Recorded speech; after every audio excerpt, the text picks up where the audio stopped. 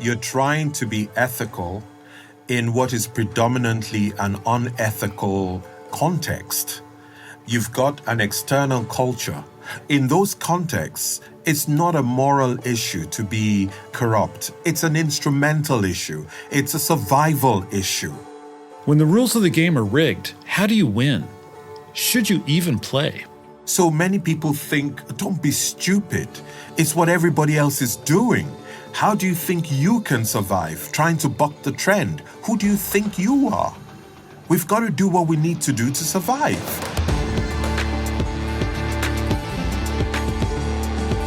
Welcome to the second season of Grit and Growth from Stanford Seed, the show where Africa and South Asia's intrepid entrepreneurs share their trials and triumphs, with insights from Stanford faculty and global experts on how to tackle challenges and grow your business. Corruption is hard to see. It happens off the books or under the table. A little money here to find your file, a commission to consider your tender, a kickback or the contract goes kaput. But whether it comes with a wink or with a threat, corruption can throttle your business. So can you keep your hands clean and still run a successful business? On this episode, we'll explore how to navigate a corrupt environment, the ethical dilemmas that business leaders face, and strategies to survive. But that's not all. Corruption is also hard to talk about. Business owners fear retaliation. Speaking out can put their lives and livelihoods at risk. And though few people feel comfortable recounting their experiences, the truth is that for many, it's something they have to deal with almost every day. So on this episode, we also wanted to share several stories of corruption that we've collected anonymously in recent years from participants in our programs. Stories like this one. Twice, I've been approached by clients after a tender and informed that in order to win, I had to give a commission. The first time, I declined. My offer was the best priced, and in my opinion, the best technically. I did not win the project. The second time, I paid the commission and won the project. I didn't like it, but I felt like I didn't have any options. This is the environment we are in. I would love for things to change. Our guest today has an incredible story of his own, one that's still being written. In fact, I'd bet that few people in the world know more about fighting corruption than this man. My name is Soji Apampa. Well, Soji for short. The full name is Soji. We caught up with Soji at his office in Lagos as people finished up work for the day. Yes, apologies. Some people came near the door and refused to read the Do Not Disturb. Apologies. They've now been kicked out. Soji doesn't mind staying late, though, because he's passionate about fighting corruption. It's work he's been doing for over 25 years. I'm one of the founders of the Integrity Organization, which also gave birth to the Convention on Business Integrity. The organization was established in 1995 for the sole purpose of dealing with the issue of corruption in Nigeria. So before you launched the Convention on Business Integrity, what were you doing? I was an angry young man before I started the Convention on Business Integrity. Honestly, I had returned from my A-levels and first degree in the UK, and I decided to go back to Nigeria to represent AB Sandvik International, the Swedish saws and tools manufacturer, to distribute their saws and tools consumables. And I just found that, okay, I was representing what was like a Rolls Royce in the industry, but I was competing with people who found it easy and normal to doctor invoices. And their trading partners in China and elsewhere were happy to write invoices that were not real, cut down the cost of the materials to like half the value, so they will pay less in duties. But I wouldn't do such a thing. I just found I was very angry at the system in Nigeria. But I just was an ordinary person trying to survive in business. This wasn't just an issue for Soji. The Corruption Perception Index scores countries on a scale of 0 to 100, where 0 is highly corrupt and 100 is not corrupt at all. In 1996, Nigeria scored just 6.9, which ranked it dead last. In the 90s, because Nigeria was literally at the bottom of that league table, Nigeria gained the reputation of being seen as the most corrupt country in the world. And it took several decades to shake off that appellation of Nigeria being that corrupt. And the consequences of corruption aren't just financial. I worked for the Asian Development Bank for years, financing huge infrastructure projects, and I experienced this all the time. It hit me then, I was only in my early 30s, that the real cost of corruption wasn't the bribe or the cheating on the bid. It was the terrible public works that were subsequently built. Yes. That couldn't be maintained because they weren't built to standards, So the real cost of corruption is paid by the users of those public services because the services are below par. In Nigeria, we say the real cost of corruption is measured in body bags, because ultimately it leads to the demise of so many people in healthcare, in all sorts of government service delivery, that it usually ends up with people in body bags.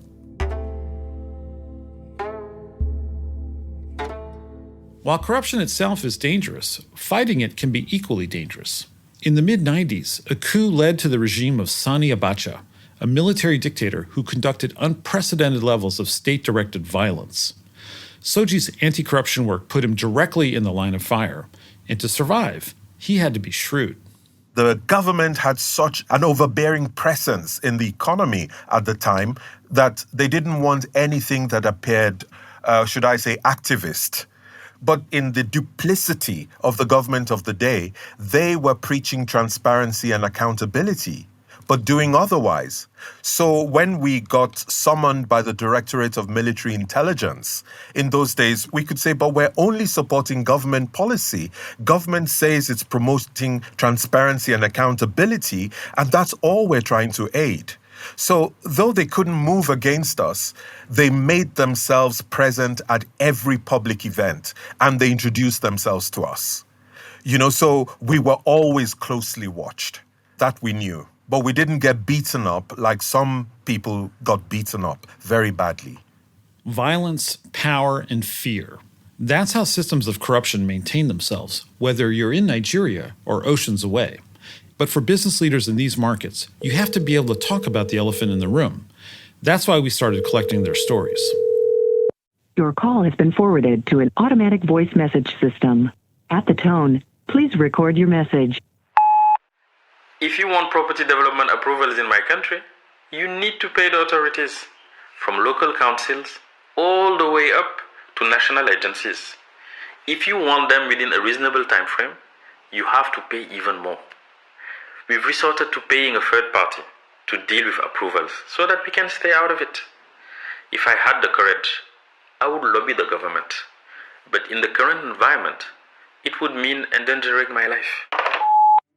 So it's the mid-90s. Corruption is rampant. Soji is angry, but he's unsure what to do. This is the point in many stories when the hero meets somebody that sends them on their journey. In some, it's an old wizard. In others, a mysterious prophecy. But for Soji, it was the Swedish ambassador. The Swedish ambassador took a liking to me for some reason. He'd just call me and say, could I come over to the embassy? And he'd take me to his residence and say, so, Mr. Apampa, what are you doing about Mr. Abacha? And I say, me? Mr. Abacha? And he'll thump the table that I'm sorry for you, for your children, your children's children, if young people like you don't do something. I said, but what can I do? And he'll thump the table again. Think of something. Think of something. It's your future. This went on for like 6 months in 1994. That's what drove me to go to my lawyers and ask, please, I need to get this old man off my back. What can I do?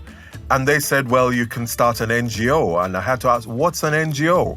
They explained the whole thing. And then I said, you know what? Just get me one of those. I need to get this man off my back. But before too long, the old man took ill They rushed him to Sweden. He died and he didn't come back. And that's where my problems began, because I thought, this man has tried to transmit for a significant part of his last days a message to me. What does this all mean? And then it moved from just trying to get him off my back to, what am I now going to do with this burden? And this is really how I got sucked in. So when you started the organization, what were your goals? It's interesting you should ask that question, because we asked ourselves that. Because this was during the Abacha regime where people went missing. Dr. Akwesi Aidu, a Ghanaian, he was running the Ford Foundation. And he came to us and said, I hear that there are people who want to do something about corruption. Are you crazy? Do you have a death wish?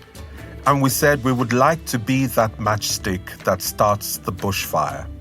And even if the matchstick gets extinguished, so long as the fire spreads, we're happy. Then we feel we had achieved something. So that's all we wanted to do, get it to be a front burner issue. Over the course of 25 years, Soji and the Convention on Business Integrity have achieved much more than that. And in doing their work, they've seen the patterns of how corruption operates. The reasons why people fall prey is, number one, they don't know the rules. So you don't know the rules, you do the wrong thing, they just charge you. So if you do the right thing in the first place, you can avoid those petty charges to start with. Then secondly, if you don't follow the procedure, there's a tax. You will get taxed. It will cost you. So if you know the right procedure, you can avoid that petty tax. So it's peeling away the layers of the onion. And you as a business might be on enough of the periphery that by the time you've peeled off a few layers through your own compliance, you don't need to go any further. And therefore you escape the brunt of the corruption. Because you can choose, therefore, that no, we would rather suffer a delay than pay the extra tax, for instance. But the reasons why there's such a big market in these facilitation payments is because business is always trying to avoid a penalty. And so they pay to avoid the penalty. But as soon as you get into that rut, somebody else is going to come down the line and remember that you were helped to doctor the invoice, and they're going to come and do a tax audit. And once they do a tax audit, they find a gap. And now you've got to pay this new set of people. Once you just start, it's a slippery slope.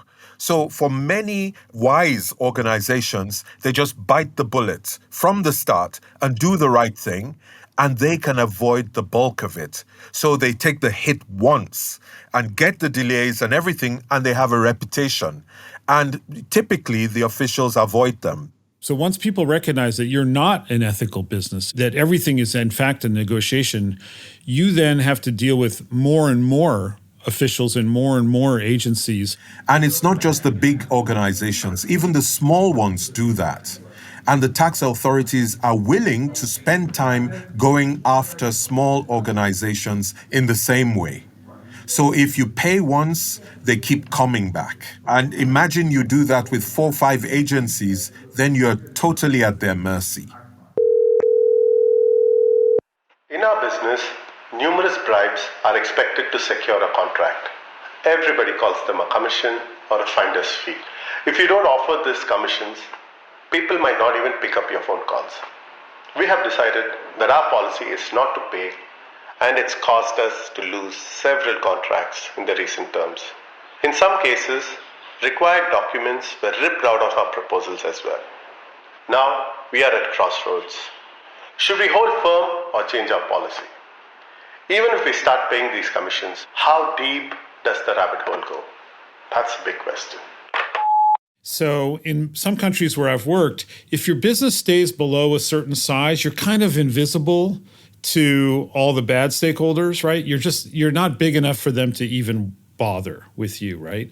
But then once you get too big, then you start to draw a lot of attention from a lot of stakeholders who now see you as a target, right?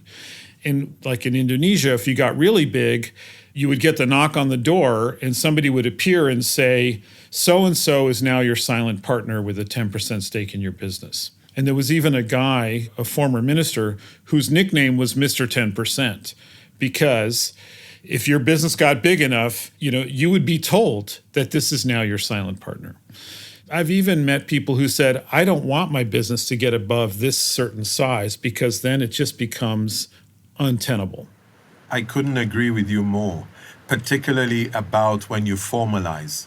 So everyone is prey, easy prey in Nigeria once you formalize. If you don't formalize and you can stay under the radar, then you avoid a lot of this, which is what stops many small businesses from growing, because they won't formalize and therefore they put themselves out of the mainstream of gaining the resources and having access to the kind of help they need. In environments like these, corruption can feel so deeply ingrained that people can't imagine any other system. Everyone knows that this is the game. It's a game of give and take. Because many people grew up in a context where they never knew it any different. If you don't spend enough time and effort helping them to separate what is unethical from what is ethical, you will assume that everyone would naturally know what is unethical. Many people don't. They just see it as part of the business culture. So it's not that they're deliberately trying to be ethical. In many cases, they just don't know any different. Even if you do recognize the difference, it's not always as simple as right versus wrong. Several years ago, my company was growing by leaps and bounds. Our biggest client had contracts that totaled several $1 million. We scaled up and took out loans to fulfill these contracts. We hired almost 1,000 people. I mean, we were doing well. Then the client changed management. The new director said that unless we kicked back a percentage of our contracts, they would terminate us. Now, that's not how I do business. So I chose not to give in to the bribe. The results were disastrous. They did keep their word on that. Our contract was terminated and many people lost their jobs. The company literally went under. We've spent the intervening years building back piece by piece to where we were. I'm still not sure I made the right decision, but I did what I thought was right. But it cost many people their livelihoods. It's not always black and white. I want you to put yourself in the shoes of a managing director of a company, let's say $1 million company, and they want to try to run an ethical business. Recognizing that the lines are blurry and there might be a difference between moral leadership versus being a moral person. Can my business be an island of integrity in a sea of corruption? Is it even possible? It is very possible. And off the top of my head, I can name you some, like Construction Kaiser, that's run by a friend of mine. And he founded the company in 1994. And hand on heart, they can tell you they've never paid a bribe, small or big. And they've had to walk away from numerous deals. And they didn't touch anything from the public sector. No opportunity was big enough for them in the public sector. They wouldn't even touch it. They were happy with their growth, just bidding to the private sector. Each time the staff came up and said, but we can't continue like this. We've got to grow. The chief executive will still say, no, I can live with this rate of growth. I'm not requiring it from my staff to cut corners. And if you do, this is the penalty I'm going to put to you if anyone dares. So to have the ability to remain resolute over a number of decades was the second thing. Of course, corruption can come from inside your company too. Well, we found out that some of our employees were making side deals with some of our suppliers for their personal gains. This had an impact on our business, and the impact was significant. Our costs increased, and the culture of our organization was fractured. Before we could deal with the situation, we had to collect the evidence to protect ourselves from a possible lawsuit. Then, we fired the individuals involved in such activities and blacklisted the suppliers. The results were substantial. Our margins increased, we got more suppliers, we improved our quality of service, and restored our organization's culture. You see, this is what I'm saying, that you're trying to be ethical in what is predominantly an unethical context. You've got an external culture. In those contexts, it's not a moral issue to be corrupt. It's an instrumental issue. It's a survival issue. So many people think, don't be stupid. It's what everybody else is doing. How do you think you can survive trying to buck the trend? Who do you think you are? We've got to do what we need to do to survive. You find a lot more debate taking place internally, with some staff feeling that the management is being foolish and is not being prudent enough, and they're trying to be holier than the environment. So you find that your greatest opposition actually comes from within. And sometimes you have to depart and part ways with some members of staff who are unable to adjust to that environment and take on those who can and who are willing to be innovative and find acceptable ways of taking the company forward despite the challenges. If you're trying to be ethical as a small business, it starts from the posture of the leader. So if the leader is speaking from both sides of her mouth, that, well, I want us to be ethical, but then when we're in trouble, he looks the other way or she looks the other way and says, quickly pay so-and-so, or you pay an agent to do it, everyone takes a cue from there. And they know that, yes, it's something you would really like to do, but it's not really the DNA of the company. The DNA is more to do whatever you need to do to intervene to survive. And the staff will take their cue from there. But when they find that consistently the leader refuses to cut corners and it costs the organization, and the leader is still willing to live with that outcome, then they get the message.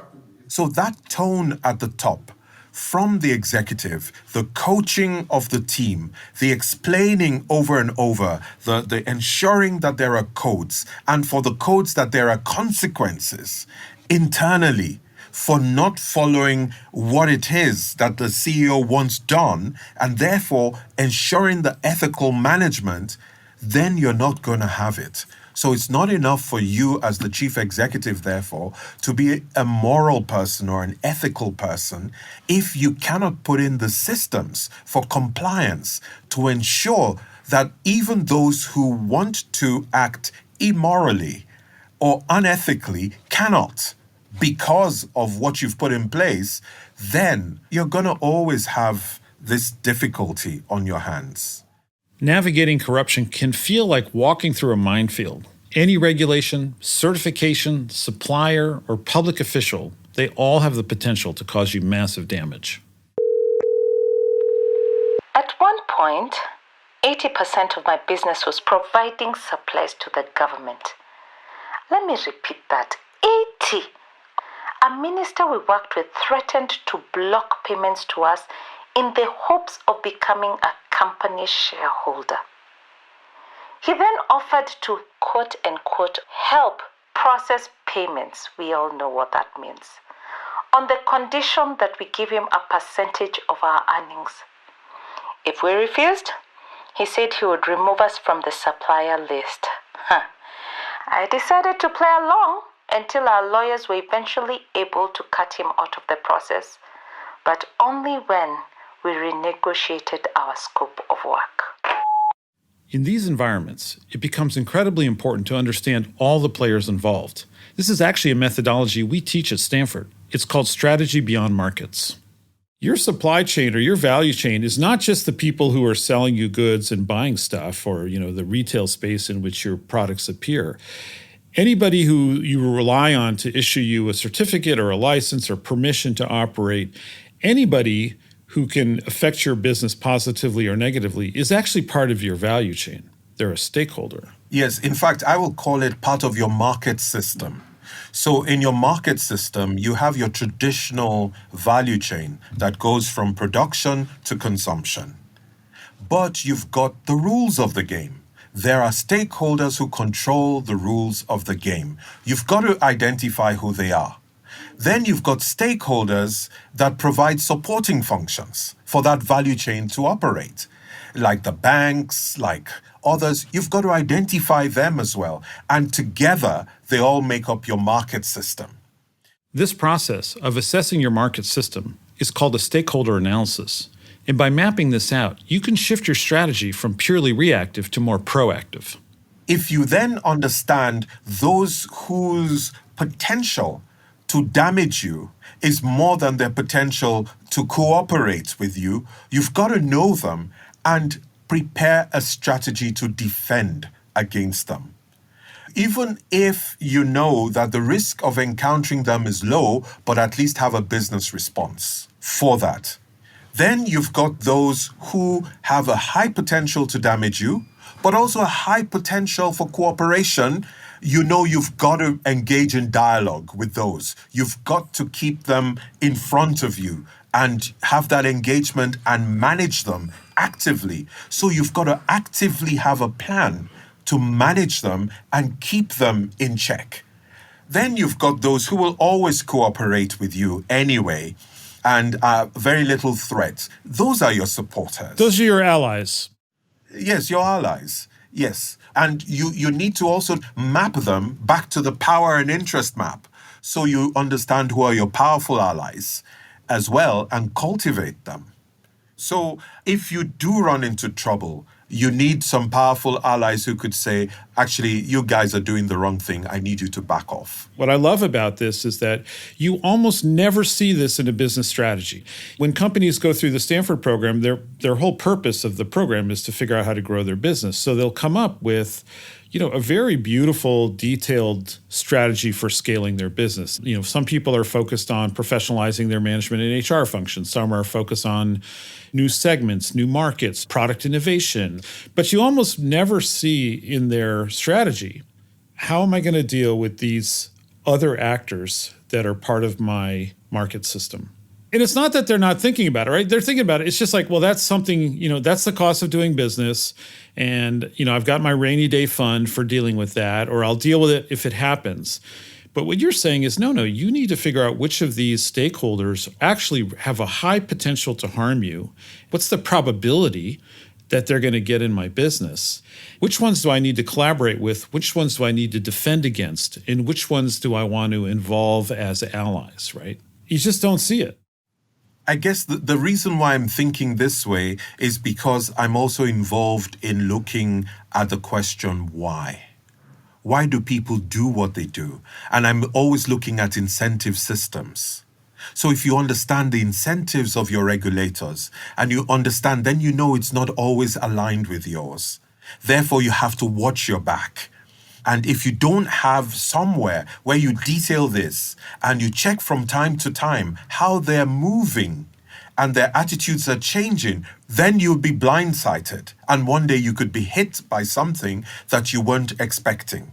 So it then becomes a crucial thing that if you want to play the game of staying ethical, then you've got to have your 360-degree vision. And you've got to be able to see your total market and be able to see whatever is coming, like Space Invaders, like Star Trek. You've got to be able to see right around the spacecraft, not just in front of you, because a meteor can come from anywhere. Soji has found this approach indispensable, and not just for defense. It's not just the bad stuff. There's also good stuff that you might fail to pick up on. So I think for me, that's what I would say, that yes, the whole anti-corruption thing is not always all bad, because if you are trying to survive by doing it ethically, you have to be more innovative than those who are willing to do the bad things, because it's easy for them. They just go with the flow. You have to buck the trend. So you've got the extra energy you have to put in to make sure that you're staying afloat and you can survive. Ultimately, Soji hopes that there won't be corruption that businesses have to navigate. But to get there, we need some fundamental changes. It's a simple requirement. If there is an absence of consequences for not following procedure and doing as is expected to be done, then it will not work to reduce corruption.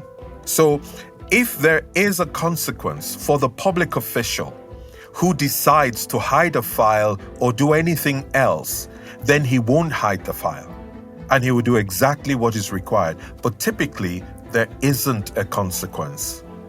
And citizens, especially small business, are at the mercy of these sorts of officials. Let me give you the example of the Maritime Anti-Corruption Network.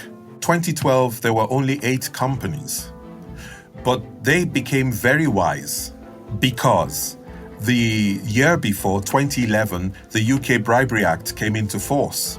The UK Bribery Act, I think, is similar to the United States Foreign Corrupt Practices Act. Yeah, the FCPA, yeah. FCPA. And the bind is that if you're an American company and you are caught paying a bribe in a foreign country, you can be prosecuted in the U.S.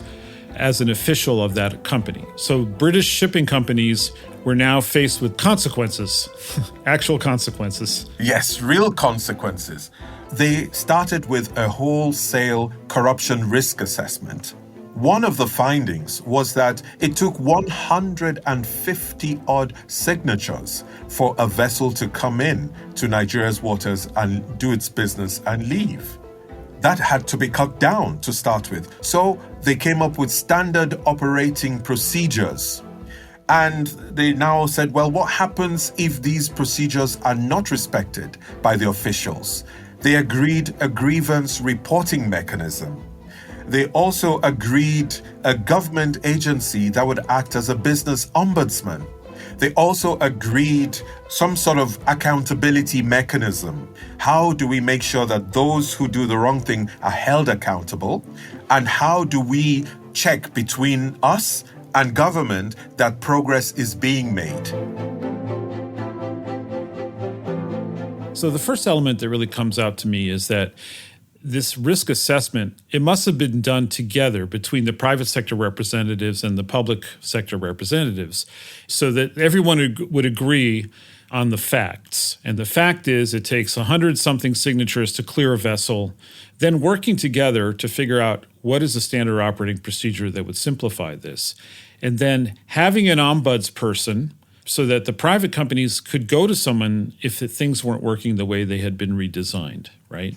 And then some sort of accountability mechanism for when the rules are broken. And presumably accountability in both directions, right? Because these private companies acknowledged that they had been playing the game all along, and so they were part of the problem. Yes, and they also pay fines when they don't do the right thing. And the ombudsperson will then uphold that, sorry, go pay that fine. It's legitimate. You didn't meet the requirements. Accountability isn't just punishment for punishment's sake. It's about transparency and building trust, as this business owner learned. I discovered that several employees colluded with our buyers to steal inventory. One employee confessed and wanted to return to the company. We are not sure if we should let this employee stay. Nobody knew if they could trust them. In the end, the team decided to bring them back. The employee paid the value of the stolen goods, and it helped build trust and confidence among the staff. The decision showed that there is value in coming clean, and that management gives second chance. And while change can be driven by big multinationals, it can also come from small businesses, as long as they work together. Collective action. Tell me about it. We then created something called an integrity alliance of local actors. The one-man clearing agent, the one-man trucker who has just 2 trucks in the system and is moving the containers. Now we have a movement of about 150 of those clubbing together with us, that now the point we are now is putting together the evidence with which to confront the authorities and do exactly the same thing. Because we've found that, in fact, some of them are even bolder than the big companies to confront the authorities. But it results in hooligans with pipes in their hands, smashing the side mirrors of their trucks and killing their drivers. So there are deaths. It's very serious repercussions on these stakeholders, even though they are small. Their investment is 23 million naira in a second-hand truck. So they're very small entities, but they've come together as associations. And we are now helping the associations of the freight forwarders with the associations of the transporters. So they're coming together in that way and signing up to this integrity alliance that says we ourselves pledge to do it the right way and the right thing. And whereas we're prepared to do it, now we're happy to club together to now resist what it is that we're being asked to do, which we find unacceptable. I want to, take my hat off to you for fighting the good fight for so long. So my question to you is, what gives you hope for the future? The fact that Nigeria's corruption is systemic. Because it means that if you find that lever and you can pull that lever in the system, you can actually make great change happen. So we keep poking and prodding and finding it. And recently, we found one in the maritime sector. And by doing precisely what we put in the maritime sector, we saw from 266 major complaints in 2019, it fell to 128 in 2020, fell to 84 reports in 2021, and has fallen further. And that the industry acknowledged and the support for industry has been in real time, never been done before. And these changes never achieved anywhere. So that gives me a lot of hope that you can make the change happen. So I've seen how it can happen. I want to take it into other sectors and see whether I can scale it. Corruption can feel insurmountable. It's part of the culture. To survive, you have to play the game. But participation isn't your only option. Knowing the rules can keep you out of trouble to begin with. Beware of the slippery slope. A single facilitation payment can quickly become an expensive web of bribes. And though it may slow your growth, avoiding some clients can give you more control and peace of mind in the long run. For those already navigating a corrupt environment, conduct a stakeholder analysis to truly understand all the players in your value chain, not just suppliers and buyers. Identify allies and engage with them.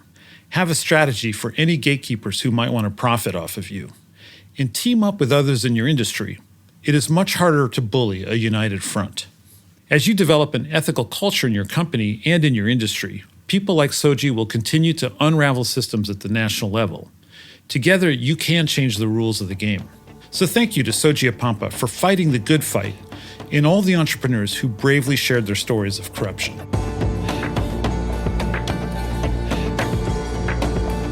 This has been Grit and Growth with the Stanford Graduate School of Business, and I'm your host, Darius Teeter. If you like this episode, leave us a review on your podcast app. It really helps us to share the stories of these incredible entrepreneurs with as many people as possible. To learn how Stanford Graduate School of Business is partnering with entrepreneurs in Africa and Asia, head over to the Stanford Seed website at seed.stanford.edu/podcast. Grit and Growth is a podcast by Stanford Seed. Erica Amawake-Ajay and VN Virgin researched and developed content for this episode. Kendra Gladich is our production coordinator, and our executive producer is Tiffany Steves, with writing and production from Andrew Gannum and sound design and mixing by Alex Bennett at Lower Street Media. Thanks for joining us. We'll see you next time.